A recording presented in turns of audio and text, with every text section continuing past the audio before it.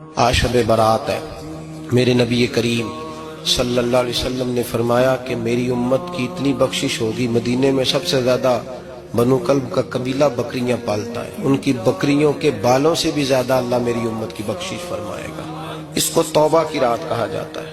توبہ کا مطلب یہ ہوتا ہے کہ اللہ میں آج کے بعد گناہ نہیں کروں۔ اللہ فرماتا ہے تو توبہ کر، اور توبہ یہ ہے کہ میں آج کے بعد یہ گناہ، اس آدمی نے کل 5 نمازیں نہیں پڑھنی، اس کا آج توبہ کرنے کا کیا مطلب ہے؟ تو جو سویرے 5 نمازیں نہیں پڑھنا چاہتا، کہتا ہے کل زور نہیں میں نے پڑھنی، چلو فجر تک جاگنا ہے، فجر پڑھ لوں گا، تو اس نے توبہ کی ہے؟ کوئی مذاق ہے؟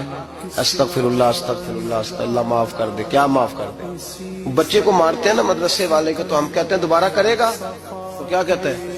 مجھے بچہ کبھی تسی تھپڑ دو مار لو میں سویرے پھر کرنا جی، تو اس کو معافی ملے گی؟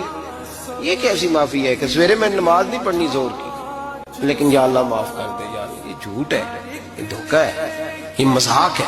مذاق نہیں کرے، اور بندہ کوئی سیانا ہو تو مذاق برداشت نہیں کرتا، اور معاذ اللہ استغفر اللہ، رب کریم کے ساتھ مذاق۔ یا اللہ میری توبہ، یا اللہ میری توبہ، یا اللہ مجھے معاف کر دے، یا اللہ معاف کر دے، اور سویرے جھوٹ پھر بولنا ہے اٹھتے ہی، تو یہ کیسی توبہ ہے؟ توبہ کا مطلب ہوتا ہے کہ میں توبہ کرتا ہوں آج کے بعد گناہ، تو توبہ کو سمجھے تو صحیح نا میرے بھائی۔ تمام صحابہ، چونکہ شراب حرام نہیں تھی تو ہر آدمی پیا کرتا تھا، جب حرام ہو گئی تو پھر کسی نے منہ نہیں لگایا، توبہ ہو گئی تو پھر ہو گئی۔ میرے بھائی توبہ کو اس کے مفہوم کے ساتھ توبہ کریں، جھوٹ نہیں بولیں، گناہ نہیں کریں، اپنے آپ کو تبدیل کریں، نماز کو اس کی حقیقت کے ساتھ پڑھا کریں، 5 وقت مسجد میں حاضری دیں، چھوڑ کے سارے کام چھوڑ کے، باقی سارا کچھ بعد میں۔